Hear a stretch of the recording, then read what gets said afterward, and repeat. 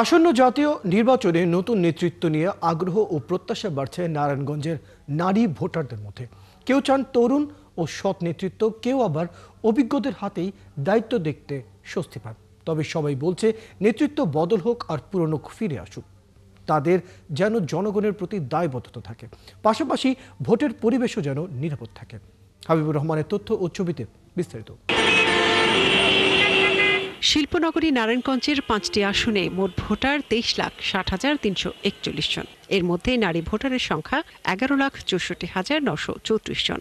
আনুপাতিক হারে যা মোট ভোটারের প্রায় 50%। আসন্ন সংসদ নির্বাচনকে ঘিরে বড় এই জনগোষ্ঠীর রয়েছে অনেক চাওয়া এবং আকাঙ্ক্ষা। শহরের চাষাড়া, দেওভোগ, ফতুল্লা ও সিদ্দিরগঞ্জ এলাকার নারী ভোটারদের সঙ্গে কথা বলে জানা গেছে, তারা এবার নেতৃত্বে দৃশ্যমান পরিবর্তন দেখতে চান।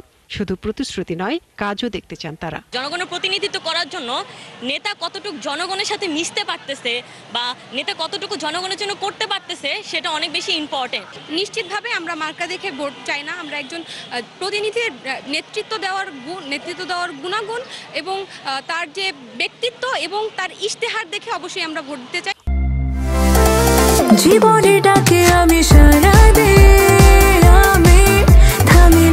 Freedom sanitary napkin. ফ্রিডম মানে স্বাধীনতা। অনেক নারী ভোটার মনে করেন নারায়ণগঞ্জে শিক্ষা, স্বাস্থ্য, কর্মসংস্থান ও নিরাপত্তা, এই 4 বিষয়ে নেতৃত্বকে আরও জবাবদিহিমূলক হতে হবে। বিশেষ করে তরুণ ও কর্মজীবী নারীরা বলছেন, ভোটে অংশ নিতে তারা আগ্রহী।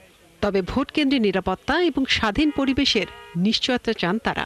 নারীকে ছোট করে দেখার যে প্রবণতা, সেটা আগেও ছিল। মাঝখানে যখন 24-এর অভ্যুত্থানের পরবর্তী সময় আমরা দেখলাম যে নারীদের একটা ট্যাগিং, শেমিং, যেটাই বলেন, ইভেন নারী নিরাপত্তার যে বিষয়টা আছে, এটাও একদম হুমকির মুখে।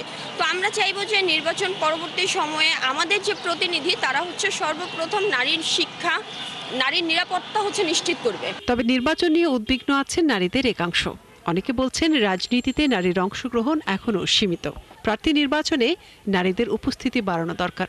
নারীরা আসলে সকল সংগ্রামের একেবারে ফ্রন্ট লাইনার থাকে, কিন্তু ওই সংগ্রামটা শেষ হয়ে গেলে, আমরা যখন বিজয়ী হই বা পরাজিত হই, ওই সময় কিন্তু নারীদের একেবারে মাইনাস করার একটা প্রবণতা। সংসদ নির্বাচনে নারীদের জন্য সংরক্ষিত আসন থাকে, তাই না?